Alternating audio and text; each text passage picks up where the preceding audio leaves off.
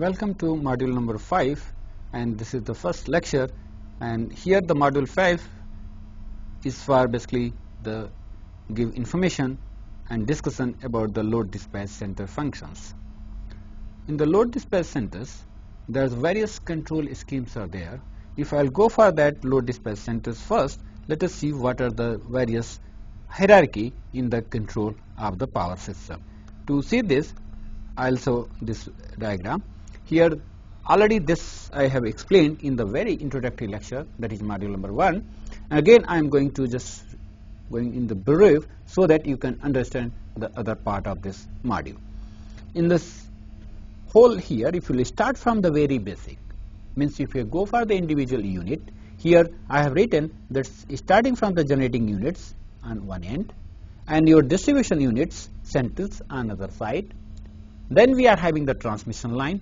Because here we are having the generating units, they are connected with the distribution systems or even the customers through the various wires, various centers. They are taking place and they are controlling the power, and then the power is coming from the generating units to the various customers through various dispatch operations, and their various centers are there.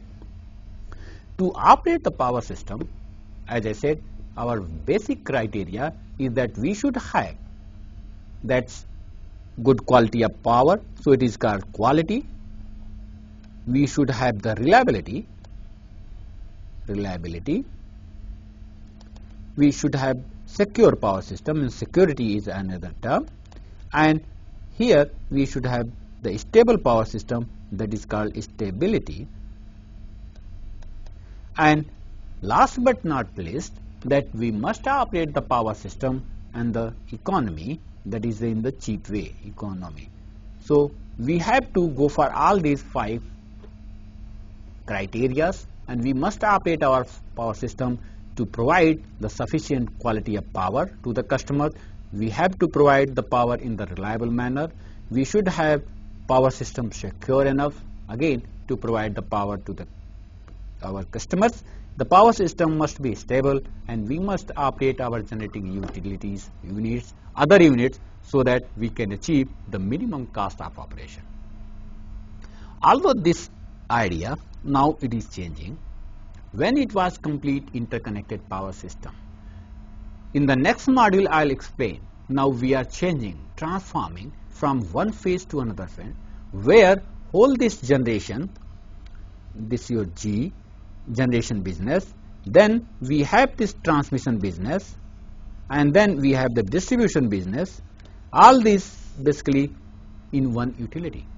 So it is having a bundled power system where the operation of all these small functions are coordinated. But now in the emerging power system, it is slightly different. Here the generating companies, there are so many generating companies, they are owned and operated by different companies. Transmission, of course, it may be one utility, but again the owner of transmission lines may be different. Distribution wire companies, there will be several retail companies, they are buying in power from the generating stations and supplying to the customers. So there are several utilities are here now involving, and they are independently operating. So it is very, very difficult. Now we require one system, we require one personnel, we require one body. It may be government body that should monitor all these, so that we can have free and fair access to the customers for taking power from generating station. So here instead of economy, now the earlier we were talking about the minimum cost operation, now it has been now changed to minimum price operation, that we always see that who are going to sell at what rate. Sometimes even though selling rate may be less than your cost of operation, sometimes of course it will be very high.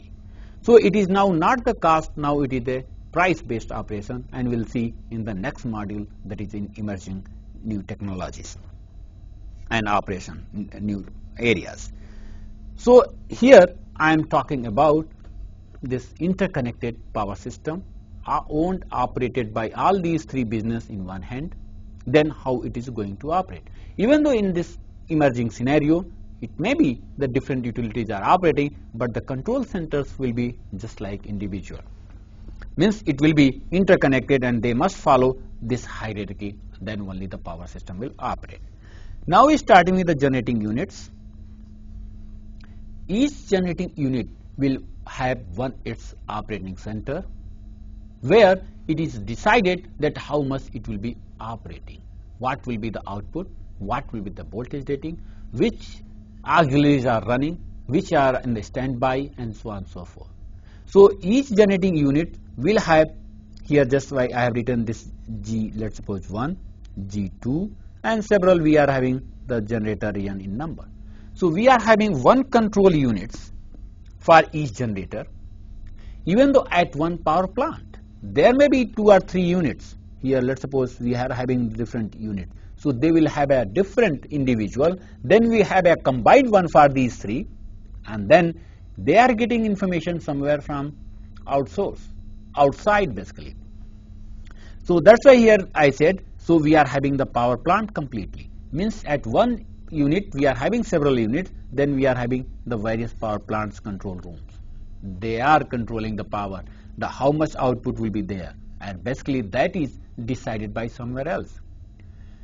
Basically these power plant units, for example, we have the various power plants in our country, even though just I am talking about the UP, we have Obra, Anpara, Sonbhat, that is a Singrauli and Rihan, we are having Auraiya, we are having Unchaha, we are having Panki, we are having Tanda. So these are the thermal power stations. So each thermal power station will have one control unit. Although you can see in Obra we have several units. So all the units are having a individually control centers.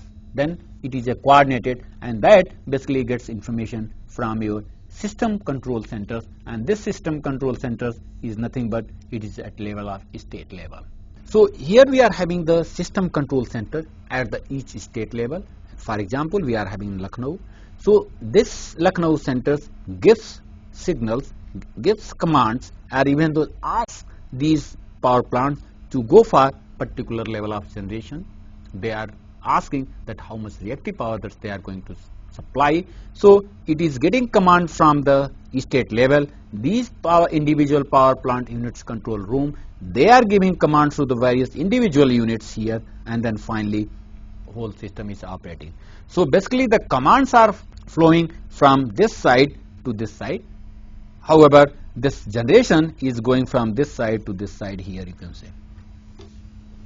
So the power plants, they get command from the state level, and that is here we are having Lucknow, that is a state load dispatch center. It is called SLDC, State Load Dispatch Center. Basically we are having several states are connected, that is we are having this NREB, that is called Northern Regional Electricity Board, means we are having several states, like we are having UP, we are having Delhi, we are having Rajasthan, we are having Haryana, we are having Jammu and Kashmir, we are having Punjab, we are having Uttaranchal. These are interconnected, and they form one here called Regional Electricity Board. So these are interconnected, so the system frequency basically keep on changing. Based on that system operation, looking at the demand, this NREB here in our country, that is for northern region. Similarly we have other regions, we have the 5 regions basically, that is northern region, western region, we have southern region, we have eastern region, and we have northeast regional electricity boards. So various states are coming in that one, and then finally we are having a national grid that is interconnected, because some of the regional electricity boards are interconnected with other one, not all but some of them. So we have another hierarchy here that is called national grid. So this state load dispatch centers gets command from this NREB, and this is called your NRLDC, Northern Region Load Dispatch Center. Similarly we have the western, we have others, so they are getting the command from here that okay, you have to generate this much power, and based on that it is power is generated. Similarly this state load dispatch center is also monitoring the load distribution in that state, in that region. So they also operate some of the transmission line, although even though some of the transmission lines, they are in the hand of your power grid, that is your central units. So here they are giving command directly to this. This NRLDS, this is basically the standard you can see diagram, but we have slightly different in the structure. In India, here this pool load dispatch, basically this NRLDC, giving also command not only this system control centers, that is a SLDC, it is also giving command to the various other generating power plants here, like your NTPC plants and other NHPC plants, and then they are managing accordingly, because here in this they are getting the share. So this NTPC plants are also getting command signals, are basically this instruction that how much they have to produce to maintain the system stability and the reliability. So the power grid, the transmission plants here is, some of the transmission plants are managed by the states itself. Some of the systems are managed by your this power grid, and thus they are getting the command and they are getting the information about the transmission power control. Means each 400 and 220 kV stations, even though 132, they are having one control center. The purpose of these substations to the switch in and switch out, to see the various auxiliaries those are available in that substation to operate in the free and in the very reliable manner. So the transmission plants are also having one substation, it is basically called substation. Means they are having various auxiliaries, they are having various lines are coming in and going out, and based on that they are just receiving some command and they are operating it. Another here, thus we are having the various area load dispatch centers, that is ALDC. Here in UP we are having the 3-4 area load dispatch centers, because when the system demands more and your generation is less, then we have to ask the area load dispatch centers to reduce the loads by tripping off the feeders or some of the transmission lines. So they are operating, getting the command through this, and finally they are just asking the distribution, different centers, again they are there, they are just okay, trip this feeders, you have to schedule your power accordingly. So we are having other smaller and smaller distribution centers. These are like 33 kV substations, or you can say 11 kV substations, and we are just giving power supply to the system. So this is basically the control hierarchy of your power system. Now in standard manner, what happens, normally here your state load dispatch centers, if you are having enough generation, so you have to go for the several functions. Functions include that you have to go for the optimal power flow, you have to set your generating units in such a way that you can minimize the cost, you can meet the power at the minimum cost in reliable, better quality and without interruption. So these are the basic features of the control units. Based on that, they do several other works also. For example, in the generating units, there is a various type of, just like a SCADA system. Means we go for the various remote terminal units, they are collecting the information, and that information basically goes to the the system control centers, and there they normally run the load flow, optimal power flow, they go for other measures and they are going for controlling. You can see here what is the basic function at one here, the system control center level, or at this level, I will tell you here, and then you can see this function. In this one, this is your basic function, that's the measurements which are coming from the various remote terminal units. The measurements of various things like it is voltage, frequency, power flows, all P and Q, and others like your circuit breaker status, they are coming from the various fields, from the network, from the generating stations, means various buses of the system. It is measured every in cyclic way. Then we go for the filtering. There is some sort of you can say optimization algorithm, some sort of programs are there, softwares are there. At here we are talking about your SLDs, means your state load dispatch centers. We require this one. I'm not talking here in India we are having, but this is the standard practice. In the load dispatch centers, we'll have all these software to check and to operate the system in the reliable manner. in the RTUs, sometimes some RTUs are not always sending the data. Some RTUs are collecting the information if there is some fault. But some of the information that continuously are sent to the main load dispatch center so that some actions can be taken. Some of the data are stored there. Whenever there is an emergency, then that signal normally goes to the control center. So there are various types of data that is collected at the RTUs, various remote terminal units in the distribution side, and also at the generating stations we are having these information. So some informations are coming to your load dispatch centers, that is here during the steady state. Every few minutes it is coming to that there. Some of the data are, of course, you can, by looking that, you can filter it out, means by some logical way. For example, you can say it is saying your voltage of any bus operating system, it is saying it is a 2 per unit in steady state. It is not possible, because if your system is operating, the voltage must be 1 per unit nearby that. If it is 2, your apparatus will not operate, it will be tripped, it will be burnt even if it is not tripped. So it is not possible. Then we can, if that data is here, we can filter it out without going for any justification. Similarly, for suppose a power flow here in this line is coming, some power flow at 10 megawatt, both side 100 megawatt, and it is saying this circuit breaker is open condition. So either this information is wrong or this information is wrong, that can be verified. And then we can, some of the data can be even though filtered out. So this is a filtering process. That basically the filtering, then you can have the network information. And that network information basically forms your network topology, means what are the interconnections right now, what are the configuration of your lines are there, that is called your network topology.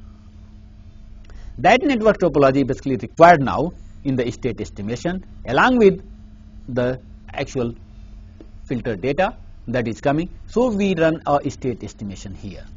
State estimation basically we try to determine voltage and angle at all the buses. No doubt you can say why we are measuring here voltage and again we are estimating voltage. What is the difference between these two? Basically the data which we are getting from these sites, various units, that is transported over the communication media. So we are just sensing the data. There will be some errors in your CTs and BTs. There will be some noise. So the data which you are getting, there will be some errors. And that error basically we try to minimize based on the various measurements. So from here, for one thing we are going for several measurements, and thereby we are minimizing the error, and then we are getting the best estimate out of all these information. So we get the bus voltage and deltas at each bus in the power system network. Now you have again whether you can perform the state estimation or not. There are various things we normally go for this.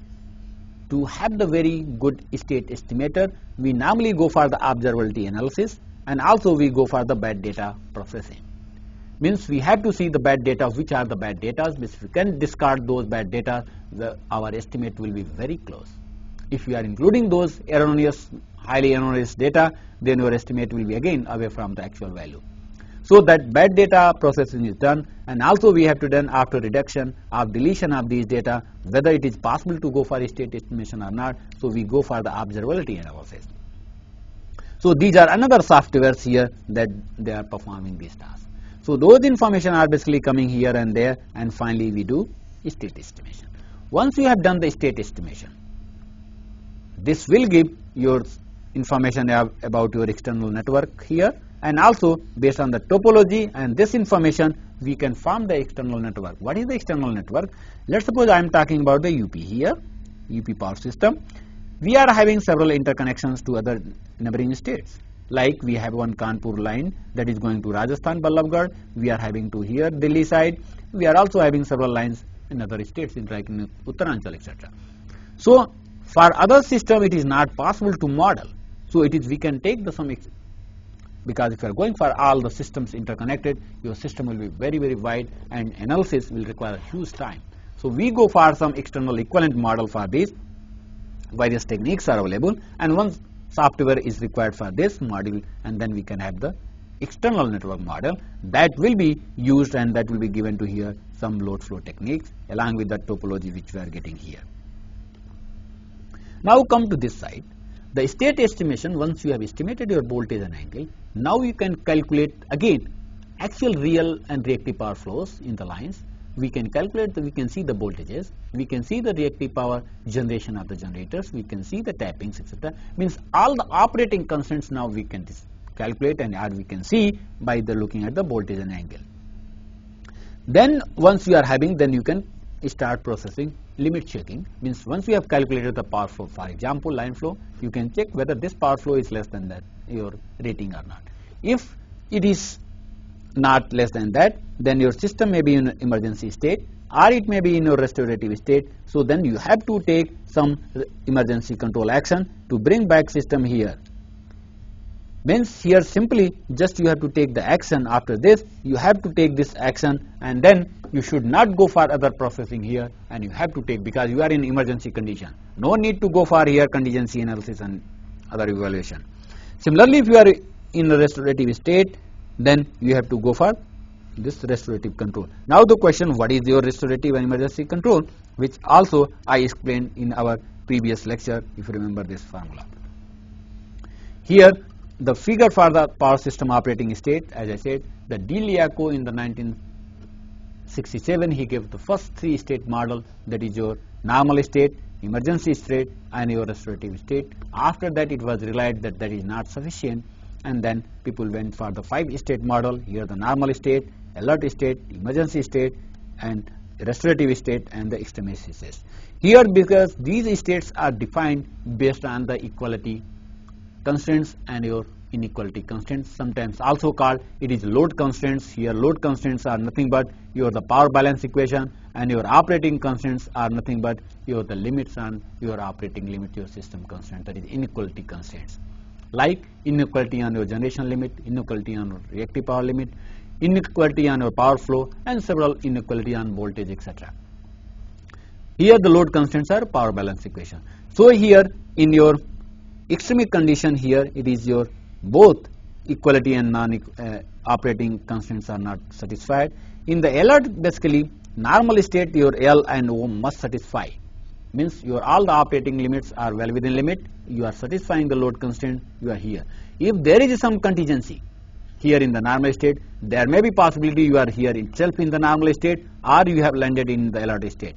Alert state, here normal state is your L, but in alert state here your L and O is also satisfying. But if there is a further contingency, then you are either in emergency state or you are going in the extreme condition.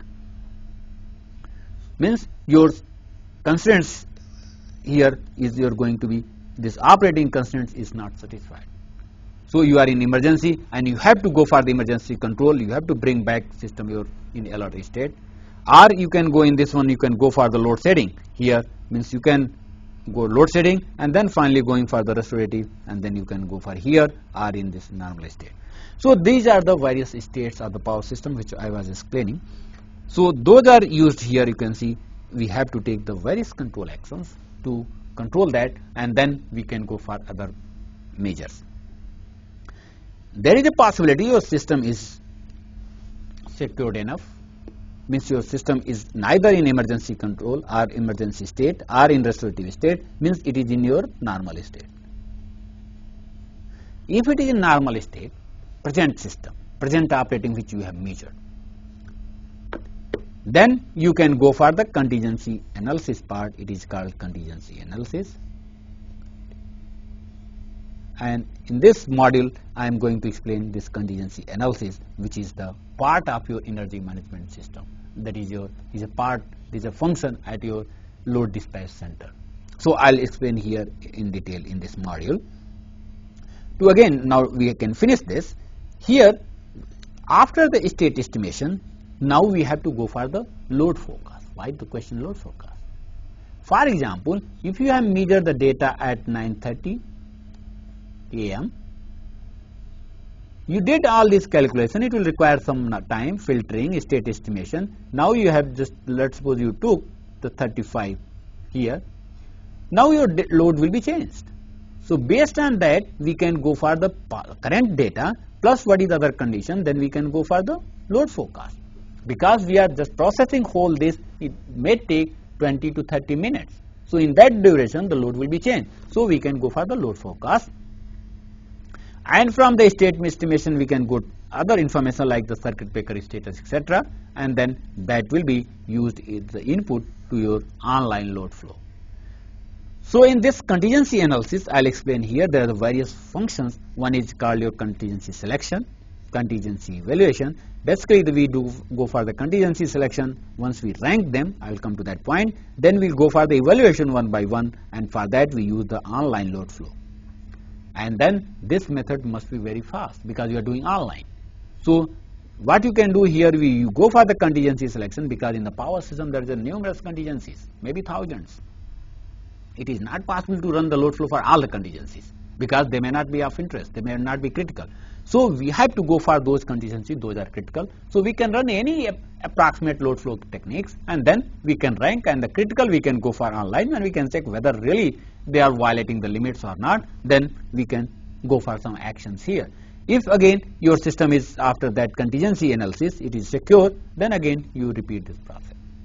But if it is not insecure, then you have to take the preventive action, because the contingency which we are assuming here, that has not taken place. Your system is in our normal condition, and then if one contingency that is critical may happen, then our system may go in the alert or emergency state. So you have to make the preventive control, and then you have to go for this. Now here if you are doing some control, now the question arises, why not? We can go for, since you are changing some settings, setting up may be the transmission line, setting may be the output of generators, reactive power, tapping, etc. At the same time, why not we can achieve some optimal power flow, we can achieve some objective, so that we can operate our power system in the efficient manner itself. So here normally once you are changing, then it is required, otherwise if secure state, no need to change the setting because your system is operating very fairly and smoothly. Since it is we are changing, then we are going to change in such a fashion that we can achieve our desired objective. Maybe it is your economic dispatch, maybe your optimal reactive power dispatch, maybe minimum control action dispatch, minimum emission dispatch, or some other optimal power flow, which already I have discussed in the previous module. So let us again go back to this one, the various contingency selection algorithm. Here I will discuss the contingency analysis part.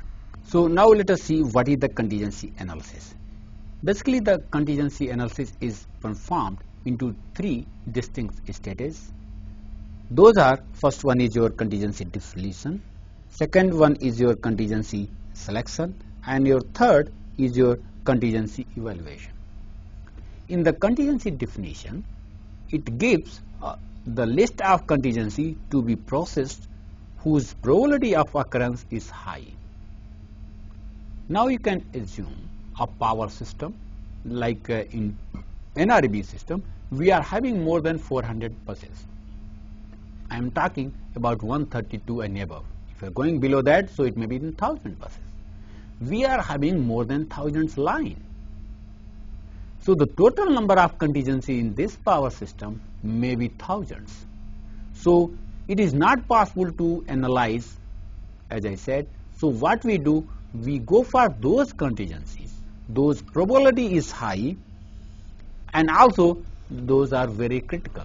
So what we can do, we can sort list out of this. Let's suppose we are having 1000 contingency here. In these 1000, we can just sort out this 100 contingencies. Those probabilities are high and they may be credible contingency. Those contingencies may be critical one, because outage of some transmission line may not hamper the operation, and that will not go your system somewhere else. The operators are knowing it very well. So in this contingency definition, we go for only the limited contingency in the power system, for which we have to analyze the power system for the security analysis purpose. So this is called your contingency definition. Now in the contingency selection, now you have out of these various thousands, you are having 100 contingencies. Now you have to go for contingency selection process. In this contingency selection, what we do, these 100 contingencies, we cannot run the load flow for these 100 contingency in the real time, because that will require a huge time. So what we normally do, we go for ranking of these contingencies. We have listed out the various contingencies name. Now we are just ranking these contingencies based on some techniques. It may be even using your load flow, some approximate load flow techniques, maybe sensitivity factors approach, maybe your distribution factors approach, maybe your some adaptive scheme, some different scheme without load flow, that we can rank them here based on the severity. Means the severe contingency will be on the top, followed by the next severe, followed by next severe, and so on and so forth. So the contingency selection imply an adaptive scheme to select a set of important and the critical contingency. It involves fast outage analysis for all the contingencies and the ranking method. Means we have to, it requires a ranking method, means we have to rank according to severity, and also we have to go for all these 100 contingencies very fast. So here we require the ranking with the fast. Now if you are going for fast, so the actual AC DC load flow will be not useful. You have to go for some approximate, or you can go for some other techniques like AI application. That's why people apply here artificial intelligence based techniques to very quickly identify the critical, and we can rank this. Now once you have ranked based on the severity order, means first one is the highest severe, then followed by next severe, then we go for the contingency evaluation, and that is your third part. In this third part, what we do, once we have ranked here the contingency 1, I can say now right here 1, 2, 3, and we have gone up to 100. We have ranked the contingencies according to the severe. Means this contingency is most severe, after then this is severe, and then this is severe, and so on we are going down. In this contingency evaluation process, the AC power flow is performed on the contingency cases in decreasing order of severity. As I said, here the decreasing order of severity I have said. So we run the load flow here, and then we check whether there is any violation of the system. If it is not, then we can, if it is violated, then we can go for this one, we can go for this one, and we can go up to that part when there is no violation occurs, and then we can say that after that those contingencies are not going to violate. We are not critical contingencies, only these are the critical contingency. If they are going to happen, they are going to occur in the future, that our system will be not in the normal state. It will be going somewhere else. So that if these are then when we have ranked, then we have to take some control action. There is a possibility your rank contingencies, there is no violation, everything is secure, your system is still secure outage of these contingency, then you are very happy, and then you can go for the next iteration of whole the process. If some of the contingencies are critical, then you have to set your operation in a such a fashion that is still, and that is called the preventive control. Means because there is two type of control, that is called your corrective control, you know it very well, corrective, and another is preventive. The difference in the preventive and the corrective is, in the preventive, that you are operating your system in the preventive way, that you should not land up in the emergency condition. In another corrective condition, you are in the emergency state, you have to control so that you can correct it. For example, suppose you are just moving, and just you are taking very precaution that you will not fall down, we are putting your steps very continuously and with very monitoring way, so it is called preventive way of moving. Now suppose you are moving and there is something happens, and just you are limping here and there, and you are suddenly you are just controlling yourself, then it is called corrective. Means at that time you are very alert. So the preventive control actions are very, very expensive than your corrective control actions. So we have to see which control actions. Sometimes people say, why only preventive? It is better to go for the corrective and the preventive both. Normally in the power system, corrective actions required are very fast. Suppose one line is going to trip, what we are going to do? Suppose you want to reduce the generation, you want to set the load, that may require some time. So it is better to go for the preventive, then along with some corrective actions that can be taken, so that you can achieve this. Now in this ranking, what happens? As I said, suppose one, we found that one is critical contingency, Then you have to go for the load flow of 2. It is found it is critical. See, third, it is found it is non-critical contingency. There is no problem in the system operation if this contingency will occur. Now we should not stop here. In the contingency evaluation, we have to move ahead. We have to again go ahead, and what we do, we have to even though go for 4, we have to see whether it is a non-critical or critical contingency. If this is non-critical, then you can stop. There is a possibility due to your ranking process, because you are using some approximate technique, you are not very accurate. So there may be some exchange up here. So it may be your critical as well, then you can go for 5 again. So NC not critical, suppose you are getting 6 also not critical, then you can stop it. And then, so you can say only few critical contingencies. Now out of 100, we are not more than 10 contingencies we are considering. So this contingency evaluation gives the critical contingency identification accurately, because this ranking is not accurate here. Sometimes we may not get the states, so that you cannot control other variable. Only it is a simple ranking. Sometimes we can get some information about the voltage and angle, rough estimate, and that can also matches here. But here this exact evaluation is required. So in this contingency definition, we don't require any software. It is basically the set of the critical contingency that is based on the past information, past experience, and others you can say basically operators experience that can be collected, and based on that we can go for some contingency definition. We can just put some contingency in that list, and based on that we can go for the contingency selection. Now this contingency selection, now we have to use some method, methods to rank them according to their CPRT. That is basically rough CPRT order. Now again I am going to discuss here the contingency selection process. It is carried out for quickly identifying those contingencies which may cause out of limit violation, so as to reduce the number of contingencies to be analyzed with the AC load flow. Means in the contingency selection, we try to reduce the number of contingencies that should be analyzed with the online load flow, AC load flow techniques, that is a contingency evaluation process. So it should be quick, and it should be giving some order of CPRT ranking. Now the question again, suppose you are having very fast method.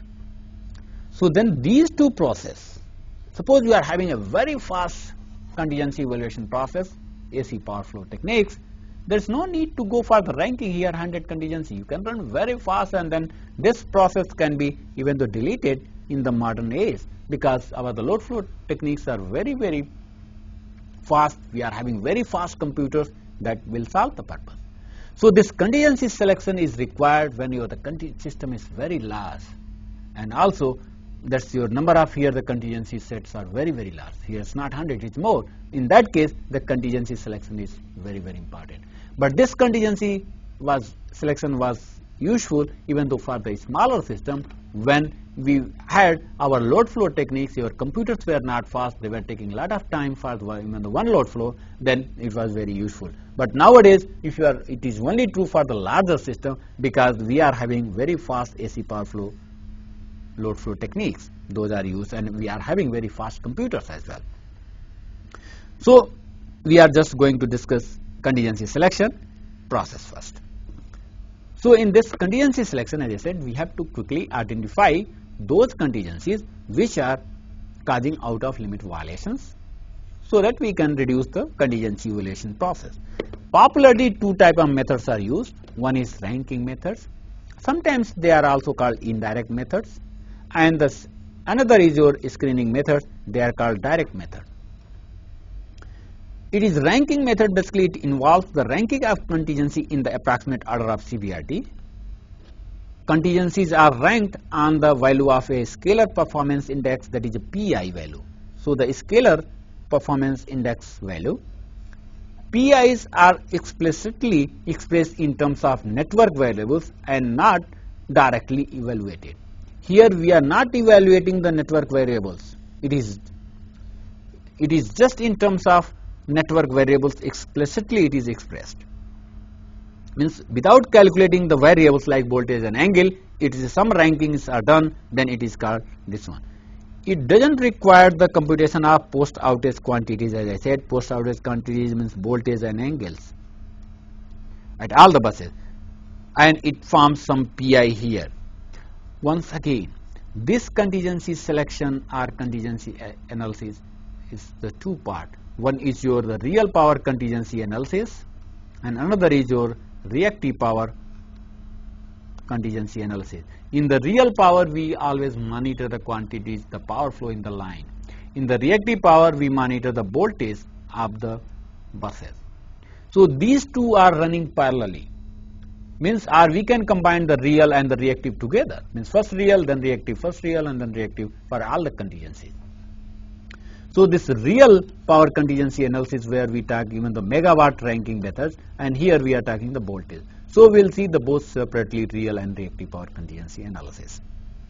So we can form some PI, that is a power flow index, that is a scalar value, means is a some constant value here, and this is a scalar, that's why it is written this performance index. If you are talking about the real, then it is called real power flow performance index, and if you are talking about the reactive power contingency analysis, then it is your reactive power performance index PI. Here this function, this is a summation of this Fi, just we have written, this is a some function f, that is a variable z. Basically z is a non-linear function, is a linear function. No, it is a non-linear function. Here it may be non-linear or linear, but we are having some weighing factor here Vi, and omega I is a weight factor, and 2n is the exponent, this power. N can vary, n is equal to 1, 2, 2 other values. So you can say it is a squaring we are adding. Why it is so?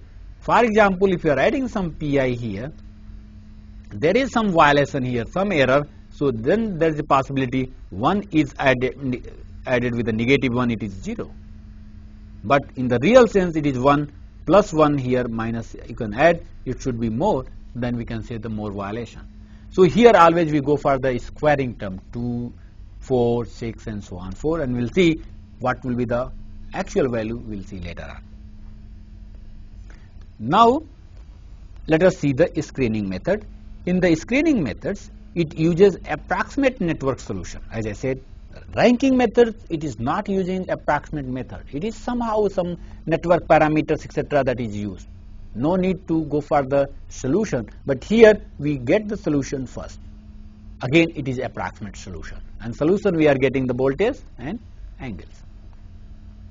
That is network monitored quantities sometimes called, because the voltage and angles are network monitored quantities. So the various methods are, in that we go for your distribution factors methods, DC load flow methods. It is used for only line security analysis, not for reactive. Linearized load flow techniques, one iteration AC load flow techniques, local solution method etc. Several methods, local solution methods, like here localized solution, one tier solution, two tier solution, they are used. For example, suppose in a power system here, this is your power system, this is a line just of your interest, it is connected here, it is connected here, several lines are they are connected here, and this is connected here, means it is connected, very intentionally connected here.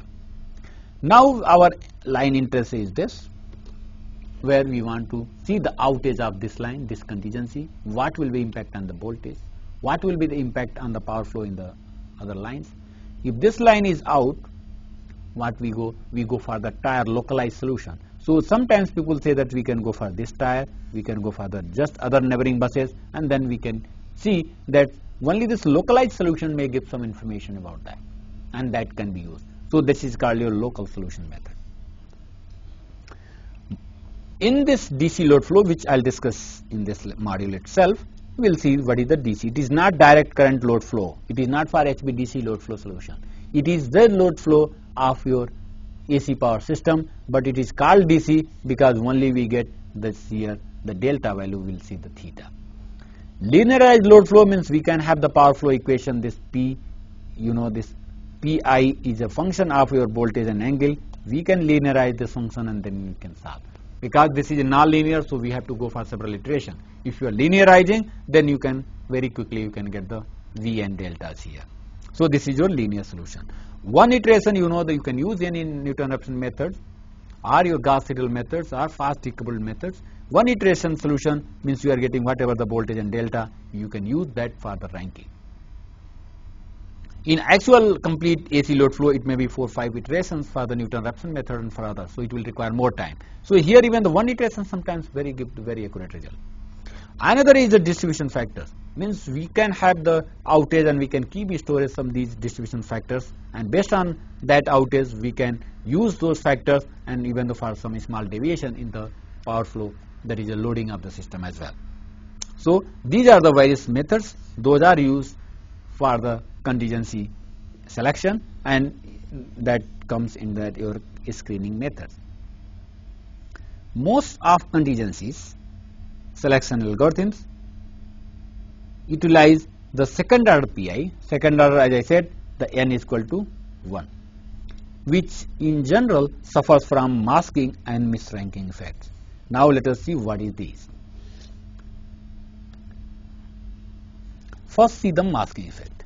As I said, if you are using this PI, here the summation of, as I said, omega I upon 2n, some function I was using z and power 2n I was using, if you remember 2n.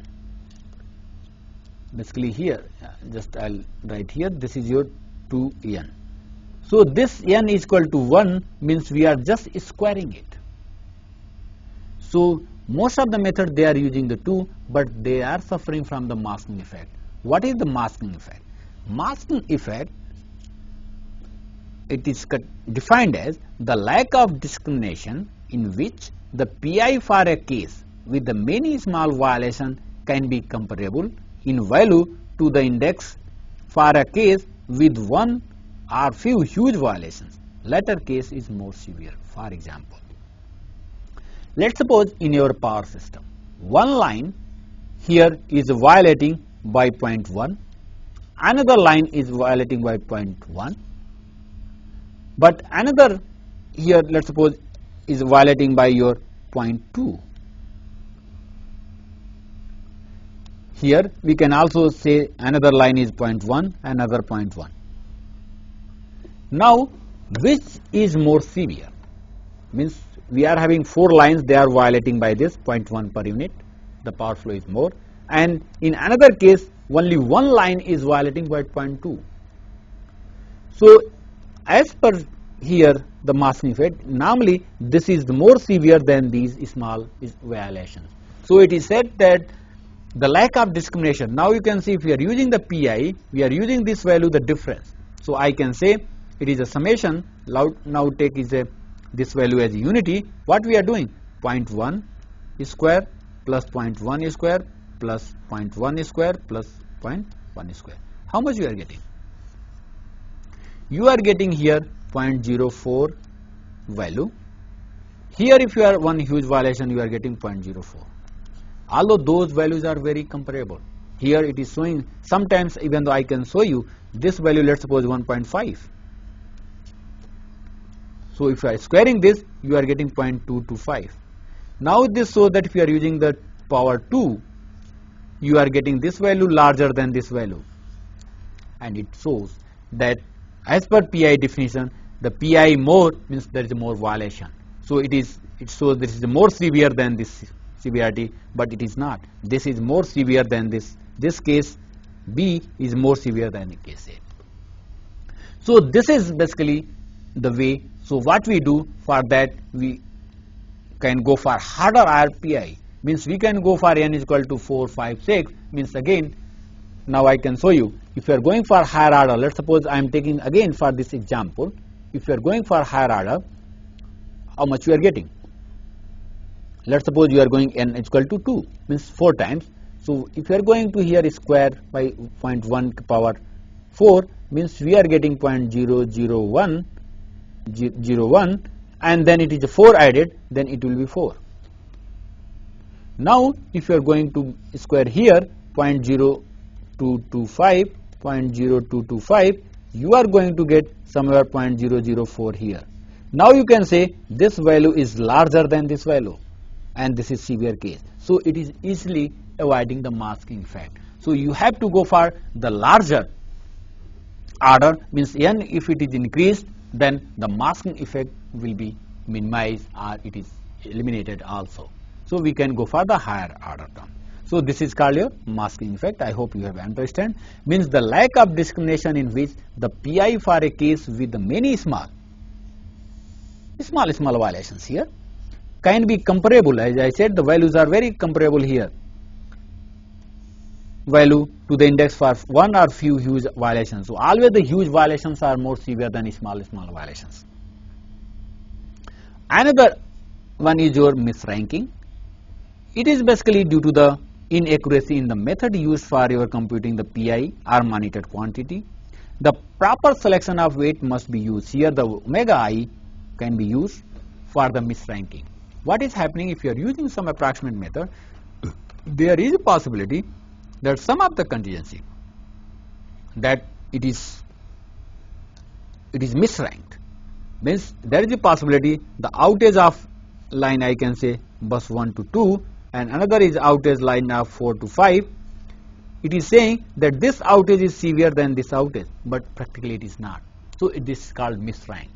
Means ranking, what I can say, your ranking method in, if you are going for the load flow, actual load flow, your ranking is, let's suppose your contingency case 2 is most severe, then we are having 3, we are having 1, we are having 5, we are having 4. So these are the, let's suppose, order of severity using the exact load flow. But if you are using the method here as an approximate method, your contingency saying is that case 3 is very severe, then it is saying case 5 is severe, then it is said case 2 is severe, then it is saying case 3 is case 1 is 4 is severe, and so on and so forth. So what does it mean? It is saying, let's suppose case 1. So this is the misranking. Actual ranking should be this one. Once we are running the load flow, this is giving the critical contingency ranking. This is the correct one. But using the approximate method, what we obtain this one. So there is a misranking. You can say all these misranking. It was second is the highest, here it is third number. So it is called misranking. So the misranking basically can be avoided by using the optimal weight. This omega I, why we use it? That gives another information, and that information is basically here this omega m. So you can say this omega m, a real non-negative weighing coefficient which may be used to reflect the importance of the line. Here in the contingency analysis, just I have said the performance index based method, I am using the real power flow performance index, that is the security, real power security of the system. Here the PI, which is defined, I will come to that point, omega m again, is summation of all the lines with the sum this omega m divided by 2n, here the exponent, that is multiplied by here this PLM, means the power which is flowing, PL, that's power flow in MS line, divided by the maximum rating of that line, the power which can sustain the PL of that MS line. This divided by this maximum rating, then we are using the 2n, that is a exponent. Now this omega 1, what I am just willing to say, let's suppose there is a possibility that one system here, we are having a system, let us, I just draw here, we are having another system here, this is another line, we are having here load, and then we are having here load, let's suppose.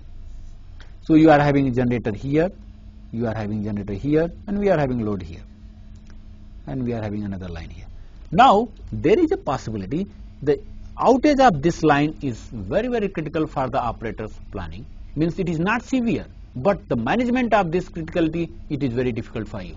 So then there is a possibility we can put more weight corresponding to this line. Means there is even though a small violation, but we want that this is very critical transmission line that may create a lot of problem in the system. So we can have this omega m for this may be very large value. So even though there is a small, very critically loaded, that will reflected here. So that's why it is said this omega m here is a real non-negative weighing coefficient which may be used to reflect the importance of the line. So we can have, normally it is unity for all the line if there is no importance. If you are putting some importance, you can put more value of that line, particular line, and then you can add, and this PI will give your value. Here this NL is your number of line, as I have written, the total number of lines in the system. PL max is rated capacity of line M. N is the exponent here. This we are using always is 2n. N is equal to 1, 2, 3, 4, so that you can square it. And PLM is the real power which is flowing in actual once this contingency has taken place. So what we do here in this PI, let's suppose I am just going to out this contingency, means this line is tripped. Now we have to calculate what will be the approximate power flow in these lines.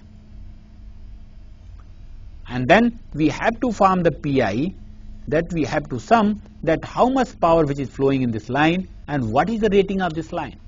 Means the actual power after outage of this plus the rating divided by rating of this line, and then similarly for this, similarly for this, and then we are adding together. So this PI is some scalar value, and that gives the relative importance that whether system is your critical or not. For example, if your system is not violating this maximum limit of this line, these particular lines, what will happen? The ratio of this power, which is the PL divided by PL max, will be less than unity. If it is less than unity, and if you are squaring it less than unity here, it will be again lesser and lesser value. But if this value is exceeding, then it will be more than unity, and if you are squaring and putting higher term, it will be more than 1 and 1. So if you are going in that direction is violation, this PI value will be more. So this PI gives, if you are having a higher value of PI, means your system is very critical. If you are getting less PI, means your system is very least critical. So this PI gives the information about the criticality of your system, and based on that we can rank these contingencies. So this performance index is very, very suitable, and this gives the relative contingency of the various. Suppose this outage, then we can form the PI. We can say the PI of outage of contingency 1. If this is outage, we can go for another PI, and then we can go for the 2 line. Similarly, we can go, and based on that which PI will be higher, that will be said this, let's suppose P1 is more than PI2, then we can say this contingency is critical than 2. So we can rank them in order of severity, and then we can run our actual load flow to check whether really it is true or not. Because here we are using some sort of approximate calculation of the line flows. We can use some distribution factor methods, we can use the DC power flow, and then we can go for the performance index calculation. So in this section I can recap. In this section we just studied the various functions of energy management system. We saw the various controls like emergency control, preventive control, corrective control, restorative controls, and then we also saw the how this whole hierarchy of the controls are just coordinated, organized. We also saw this various monitoring, security monitoring and control functions. In that we saw that there is a contingency analysis part, and we had this 3 different categories of the contingency analysis, means the different parts. One is a contingency definition, contingency selection, and the contingency evaluation. So in this contingency analysis we saw the various problems those are occurring like masking effect and your misranking. So we have to take care very carefully that we have to avoid the masking as well as your misrankings. At the same time, this power flow performance index gives very good information. Of course, we have the 2 way to go for the contingency selections. It may be your ranking method, maybe the screening method, but in this performance index is one of the criteria that gives you the critical contingency ranking, and we use it. So we said that we can give this omega m as well for the relative importance of this. So this I discuss here for the real power flow performance index, means for the real power security analysis. Similarly, next lecture we'll see for your reactive power security analysis, and also we'll see some methods for calculation of this. Thank you.